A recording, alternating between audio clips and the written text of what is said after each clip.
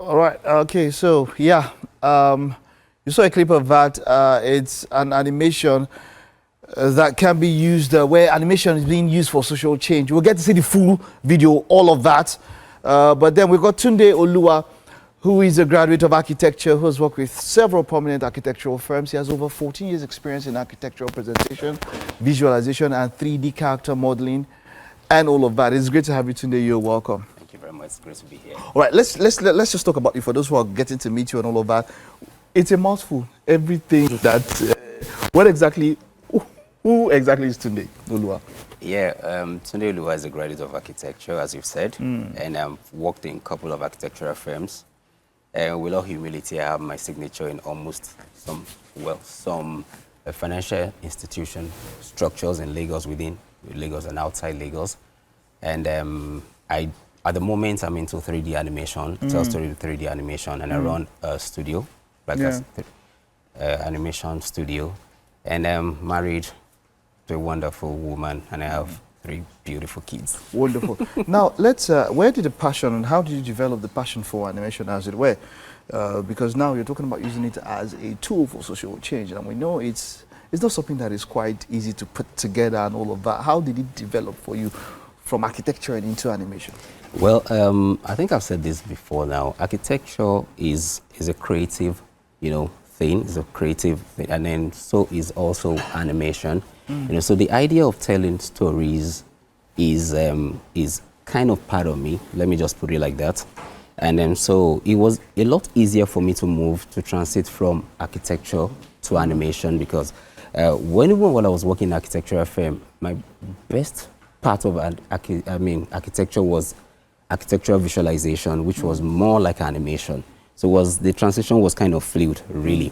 Then telling stories for social change came up when I realized that animation is actually a tool to change, to tell stories actually, and then it's actually an idea for us to tell stories to impact, the society. And that's how we just came about almost all the projects that we've done. Wonderful.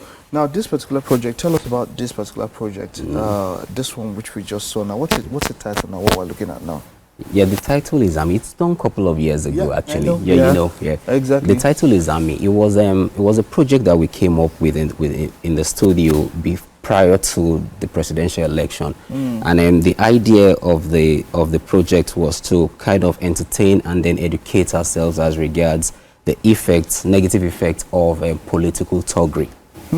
So we just came up, myself and the rest of the team just came up with the idea of, okay, fine, let's quickly push something out before the election, and then so that we can educate and at the same time entertain youths, about the negative impact of political thuggery. Now animation is something many people like, but it's something that is not so easy to get into. You're right. What are the basic requirements? What if anybody wants to start animation or get into or become an animator?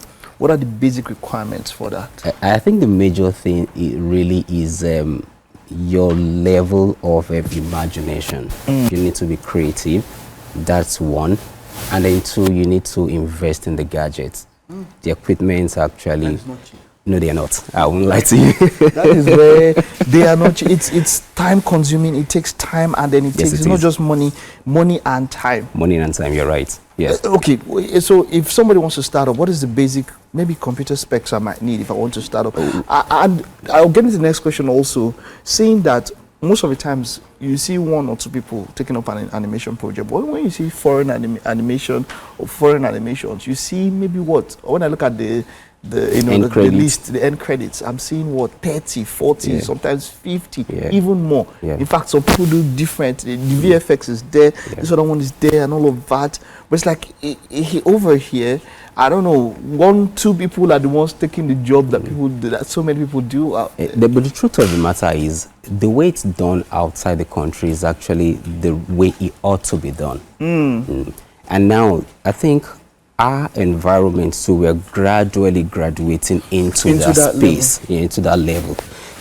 Almost everybody learned this animation thing by themselves. It was more like a self-taught. Almost everybody in the industry. I know a couple of people that actually studied animation and have masters in it. But almost every other person in the industry are self-taught, you know. So, and then if you're self-taught, most of the time you tend to be a generalist, and generalists are, you learn everything. You understand? You learn everything. So by so doing that, you will probably want to take charge of almost every part of the production, which is wrong.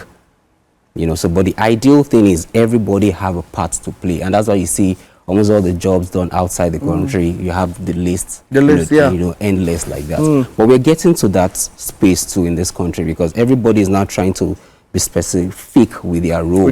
This is my strength. This is what I want to do in animation. Not just I do everything. No. So it's not and like so that brings me to that first question I was asking. What are the basic requirements as per is the system that you need to use or you need to get to be an animator?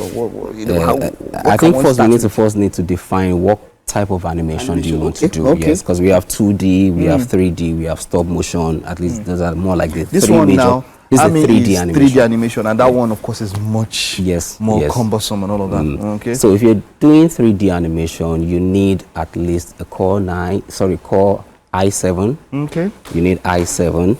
And then you need a system with heavy graphics card. You know, I'm looking at probably RTX. You know, yes, RTX, probably 30 series or 40 series thereabouts. You know, and then your space, HDD space, will probably be maybe 1 terabyte thereabouts.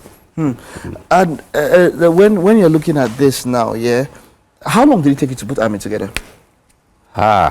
Ami was a year and 6 months. What? Yeah, it's 18 months. No. We have a couple of people that worked on it actually. And if you check the end credits of Army, you see some known Nollywood actors too that help with the voicing.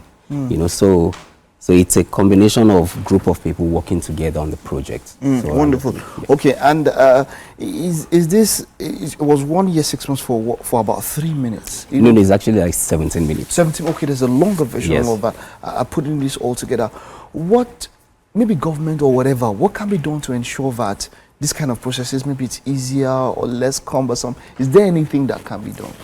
Well, I think that one of the major things that needs to be done, or that I feel should be done, is incorporate animation into school curriculum, so that we can have more people learning it the formal way. You understand? And then allow or probably create policies whereby broadcasters, you know, can help in distributing the content, because we have a whole lot of content when it comes to this industry of ours. You know, a lot of people are making content, a lot of studios are making content, but the issue of distribution is where, you know, we really don't have a grip of, you know. So if we have an idea or a space whereby whatever you're producing, you have an idea of how to distribute it at the end of the day, then it makes it a lot easier. And then a lot of people will definitely want to create more content. Wonderful. Now, what's the place of AI with animation now? Because see, if I buy some bigger AI package where I can just put a prompt, and it just generates. It just generates and all of that. You know, the funny thing is, let's talk about that. We have a group, you know, that's almost all the studio owners and animators in Nigeria, you know, we kind of meet, and this discussion of AI is one thing that really, you know, kind of create chaos in the group most of the time. And a lot of people are like, okay, it's a good idea. Some people are like, no, it's a bad idea. But for me, I see AI as a tool that should be used to enhance your production. Now, it shouldn't be a major thing. It should just be something to enhance. If I'm coming from the architectural angle, when we were learning architecture in school, we're learning with pen and paper and drawing and all. And then there's a time that the CAD application came, and then some people moved to CAD application. He aided the drawing, you know, he made the job a lot swifter and faster. And then the BIM application came again, we moved to BIM application. So it's more like, okay, you adopt it and then use the parts that you think is useful for your production. But the part where you want to just put in prompts and then generate the whole thing, that is where I believe, you know, shouldn't be done. You can take some part of it and then synchronize it with your production pipeline. You know what, we'll talk a lot about this because this is where there is a bone of contention. We'll still have you a little bit later across the whole month, and we'll be talking much more about this. Thank you very much, Tunde, and more grease to your elbows. Thank you very much. Well done. All right, okay, that's it. We'll be able to catch all of that on our tech discussion this morning. We'll take a time and I'll stay with us at the top of the hour, coming right up.